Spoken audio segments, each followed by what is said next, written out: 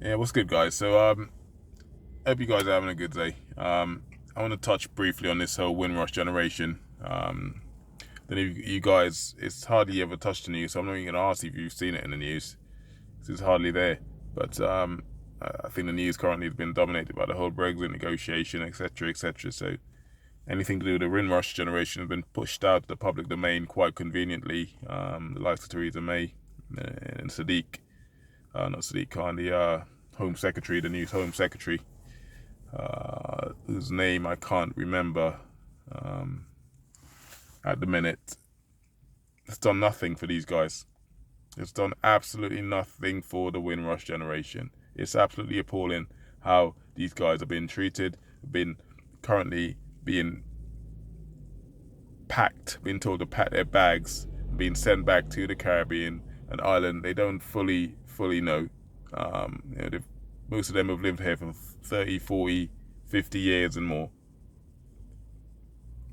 and have been told that you're no longer wanted here because you didn't fill out a form. These people are British citizens. If you were in the Caribbean before we became independent, technically you were a British citizen. As simple as that. There was make no bones about it, you know. And you ask the question, why are these people being treated the way they are? And you can only come to one conclusion, and I'll let you put two and two together and come up with your own idea as to why this is happening. But it's shocking. It's disgusting how, you know, none of us from the Caribbean asked to be put in the Caribbean. We didn't volunteer to go work as slaves in the Caribbean to build a UK as we know it today. When slavery was abolished in the 1830s, 45,000 slave owners were repatriated or given compensation. Not a single slave was compensated.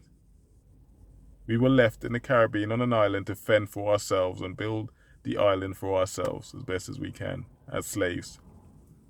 Being taken away from our ancestors, losing all knowledge of ourselves. Yet when people left the Caribbean to come to the UK to try to make a better life for themselves, they were treated like dog shit. The likes of Enoch Powell in his Rivers of Blood speech. Go on YouTube and research it and see what it's about.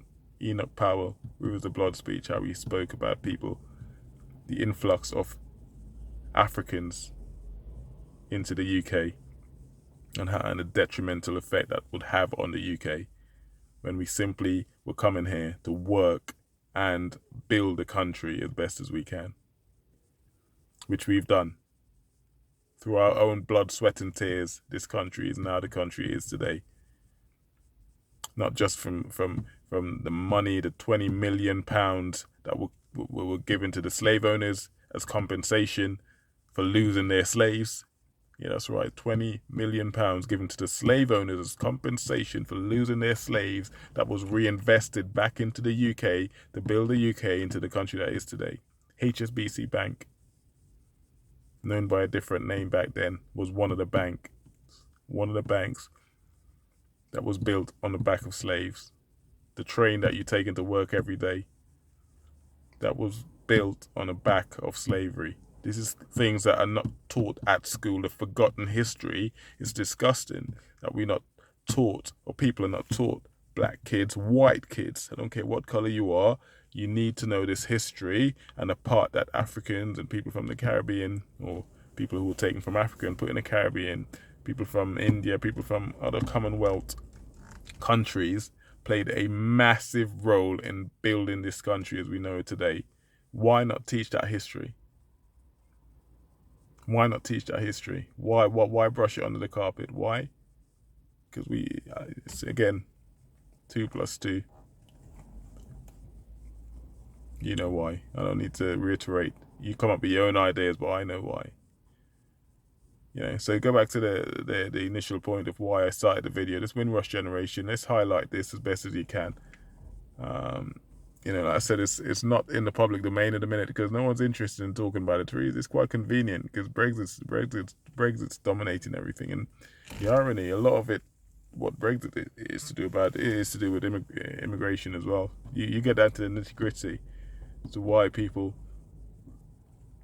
voted Brexit. Let's be honest. Let's get down to the nitty gritty as to why people voted Brexit. Firstly, to take back our own laws. What that means, I do not know. If I go out today and I slap someone across the head, I'm gonna get arrested, and that law I'm gonna arrest by is a British law, as far as I know. If I go into a shop and stole something, I'd be arrested for theft. So what law that we talk about getting our own laws back that's going to affect you and I, the common man on the street? What law is this? You know, it's all nonsense. It's all BS. You know, this whole Brexit, it's all nonsense. It's like going down to going for a meal, going out for a meal. You know, I swear I like it. You go out for a meal, you sit down with your mates. I don't know, 50 of you sat down, you had a meal, and in the end, the bill's about £600. That's quite a cheap meal for 50 people. Well, the bill's about £600. Everyone decides to put their money in a pot to pay for it, but at that point, you decided, no, I'm not having none of this. I'm just gonna walk away from this. I'm not paying this bill.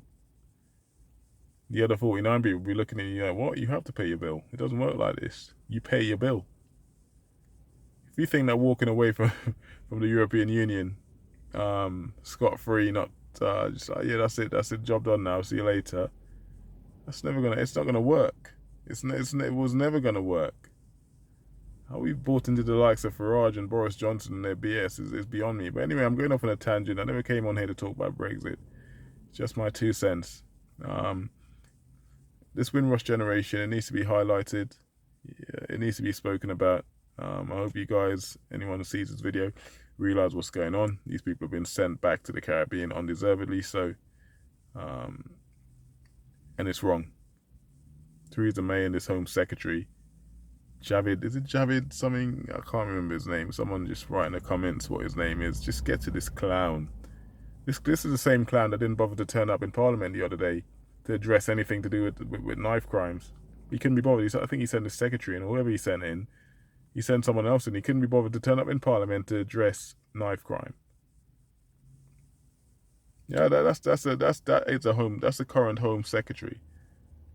It's disgusting. What, he's too busy, but yet he appeared on TV on some BBC show. I believe it was the Andrew Marr show or whatever. He appeared on there, but couldn't be bothered to turn up in Parliament. That's the level of competence we have in government in a minute. And that is a Home Secretary. It's appalling. He could care less about these people. Could care less about me. He's just here to probably line his own pocket, do as best as he can, and build a name for himself, and probably one day put his name in the hat to run for Prime Minister. I tell you what, mate, I'd rather play 5-a-side on the M25 than ever vote for that clown.